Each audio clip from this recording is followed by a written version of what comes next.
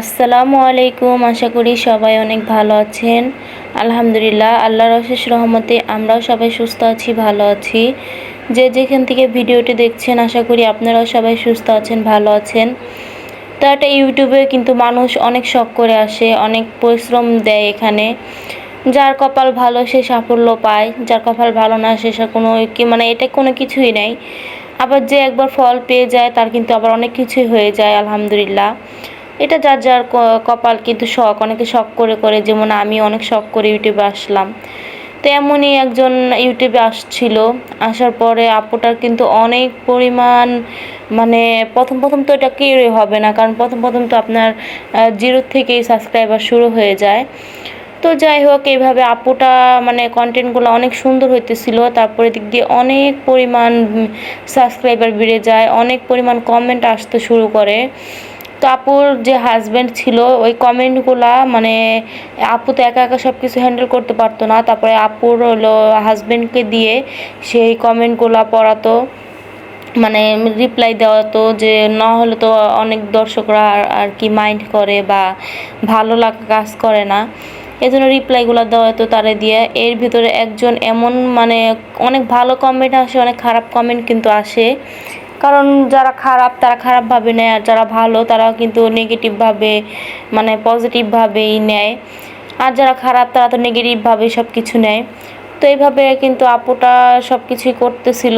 যাই হোক, করতে করতে এদিক দিয়ে আপুটার মনে করেন সংসারটা কিন্তু এভাবে শেষ পর্যন্ত ভেঙেই যায়। কারণ আপু হয়তো নিজে টাকা ইনকাম করতে পারছিল, এটা এক। আর হচ্ছে তার হাজব্যান্ডকে কোনো দাম দিচ্ছিল না, আর তার হাজব্যান্ড আবার ভুল বুঝেছিল তাকে।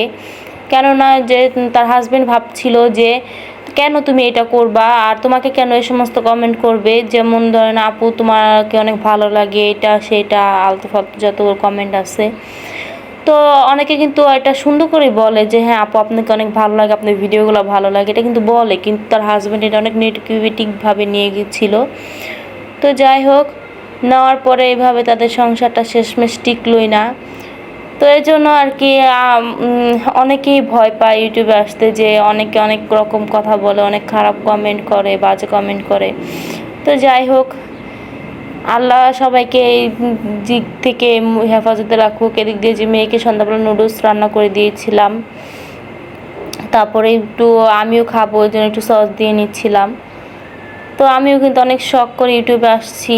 আশা করি, একটা মেয়ে কিন্তু অনেক কষ্ট করে ভিডিও করতে হয়, এডিটিং করতে হয়, অনেক কিছু করতে হয়, এগুলো আগে বুঝতাম না। তারপরে যাই হোক, এদিক দিয়ে আবার সন্ধ্যাবেলায় আমি কি করলাম, যেটু গোছ ছিল সেগুলোকে ভাবলাম যে একটু ভেজে দিই, মেয়েও খাবে আমিও খাবো, সবাই মিলেই খেতে পারবো। ভালো লাগছিল না, সন্ধ্যাবেলা এমনি টাইম যায় না। তারপর দিক দিয়ে এগুলো করছিলাম। এগুলা করার পরে আবার গিয়ে আমি অন্য কাজ করব, রাত্রের মতো তো আর কোনো কাজ থাকবে না তেমন। এই দিক দিয়ে এই যে ভেজে নিচ্ছিলাম, একটুখানি ডিম দিয়েছি, তারপর হচ্ছে একটু ময়দা দিয়েছি, চালের গুঁড়াটা ছিল না, তো একটু ময়দা দিয়েছি, তারপর হচ্ছে একটু টেস্টি সল্ট দিয়েছি, একটুখানি মরিচের গুঁড়া দিয়েছি, একটুখানি জিরার গুঁড়া, ধনিয়া গুঁড়া, এই টুকিটাকি জিনিসগুলো দিয়ে তারপরে হচ্ছে যে একটু ভেজে নিচ্ছিলাম। আমার মেয়ে এভাবে খেতে অনেক পছন্দ করে, আমারও ভালো লাগে। তো যাই হোক, এদিক দিয়ে যেটি ভেজে তারপরে খাবো।